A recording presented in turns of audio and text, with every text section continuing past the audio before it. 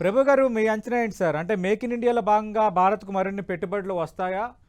ఈ డీల్ వల్ల ఇమ్మీడియట్‌గా కలిగే రిలాక్సేషన్ ఏంటి? ప్రయోజనం ఏంటి?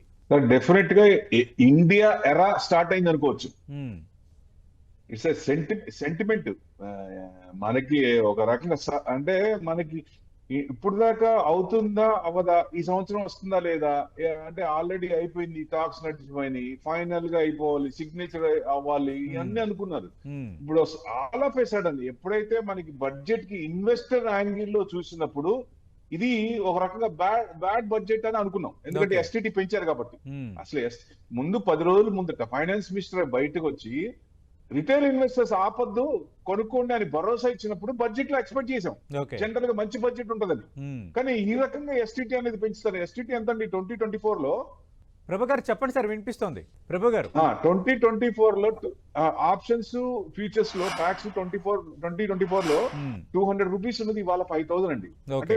గవర్నమెంట్ ఉద్దేశం ఏంటి, అక్కడి నుంచి ట్రేడింగ్ నుంచి ఇన్వెస్ట్మెంట్ తేవాలనే ఉద్దేశం మంచి తరుణమే. హ్మ్. కానీ ఇంకొక యాంగిల్ లో చేస్తే బాగుండేదేమో, మార్జిన్స్ పెంచి ట్యాక్సులు పెంచకుండా ఉంటే బాగుండేదని. ఎందుకంటే ఇండియాలో ట్యాక్స్ లెక్కన ఇప్పుడే దేశం అంతా, వరల్డ్ మొత్తం కోడైకొస్తుంది. హ్మ్. ఆ ట్యాక్స్ కొంచెం తగ్గిస్తే బాగుండదని ఆ యాంగిల్లో ఉన్నాం తప్ప, ట్రేడ్ డీల్ జరగాలి అంటే ఒక చేతిలో ఒక లడ్డు, రెండో చేతిలో ఒక లడ్డు, లడ్డు కావాలన్నా అని ఇద్దరు ఒకేసారి పెట్టారు. హ్మ్. యూరోపియన్ ఇటు అమెరికా. US deal. ఎందుకంటే హ్మ్.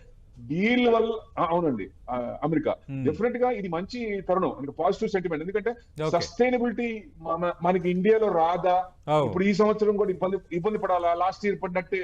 ఆల్రెడీ లార్జ్ క్యాప్స్ 9% అంటే ఈ సంవత్సరం మళ్ళీ మిడ్ అండ్ స్మాల్ క్యాప్ 60-70% ఇప్పుడు హ్మ్. ఇంకా పడతాయా హ్మ్. అని ఒక భయం ఇన్వెస్టర్స్.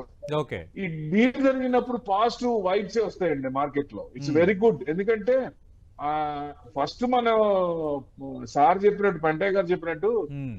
వద్దు అనుకునే కొంతమంది ఎందుకు అంటే ఆయన ఎప్పుడు ఎలా రియాక్ట్ అవుతుందో తెలియదు కదా, చూసాం కదా, రైట్. లిటరల్ అవును. గా అంటే చూసాం. ట్రంప్ వ్యవహార రాత్రి శైలి చెప్పింది బట్టి. ఒకటి, ట్రంప్ సునామీ ఒకటే, హ్మ్. ఎప్పుడు ఎలా రియాక్ట్ అవుతుందో తెలియదు. ఓకే. ఇప్పుడు కూడా మిడ్ ఆఫ్ మార్చ్ లో సిగ్నేచర్ అవుతుంది అని చెప్తున్నారు. హ్మ్. మరి ఈ లోపల ఏమన్నా చేయొచ్చు కదా, అదే భయం. హ్మ్. డీల్ వద్దని కదండి, డీల్ రైట్. అవసరం. ఎందుకంటే మనం ఎమర్జింగ్ మార్కెట్స్ లో ముందున్నాం, ఇండియాలో ఓకే. డెవలప్ అవుతున్నాం.